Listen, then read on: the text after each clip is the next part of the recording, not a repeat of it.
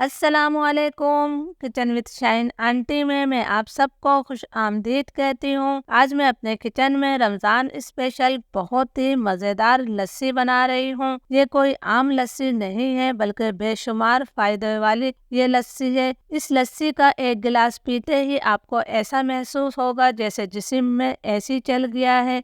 ये जिस्म को बेइंतहा ठंडक पहुंचाती है, हाथ पैरों की जलन ख़त्म करती है, मैदे और जिगर की गर्मी को ख़त्म करती है। तो आपने ज़रूर इस लस्सी को बनाकर रमज़ान में पीना है। इंशाल्लाह आपको एक गिलास पीते ही इसके फ़ायदे का अंदाज़ा हो जाएगा। ये मैंने आधा किलो दही लिया है। दही को हम जूसर ब्लेंडर में डाल देते हैं। इस लस्सी को बनाना भी बेहद आसान है। ये दही मैंने इसके अंदर शामिल कर दिया है। इसके साथ ही मैं इसके अंदर 3 खाने के चम्मच शहद शामिल कर रही हूँ। मैं शहद और चीनी दोनों ही इसके अंदर डालूंगी। आप सिर्फ शहद या सिर्फ चीनी डाल सकते हैं। 3 खाने के चम्मच में चीनी भी शामिल कर रही हूँ। और ये है हमारी वो ख़ास चीज़ जो हम इस लस्सी में डालेंगे, जिसकी वजह से ये लस्सी बहुत ख़ास बन जाएगी। ये है गोंद कतीरा, जो बेशुमार फ़ायदेमंद होता है, बहुत सस्ता मिलता है।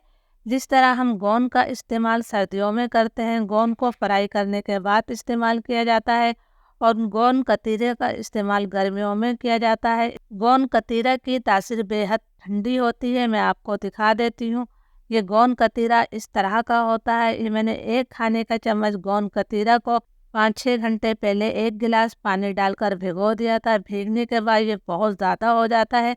मैं 5 गिलास लस्सी बना रही हूँ, तो मैं 5 खाने के चम्मच भरकर इसके अंदर गोंद कतीरा शामिल करूँगी। यानी कि आपने 1 खाने का चम्मच 1 गिलास में डालना है, लेकिन जब आप भिगोएंगी तो आपने सिर्फ जो है 1 खाने का चम्मच गोंद कतीरा भिगोना है। भीगने के बाद ये बहुत सारा हो जाता है। तो ये मैंने 5 खाने के चम्मच गोंद कतीरा डाल दिया है।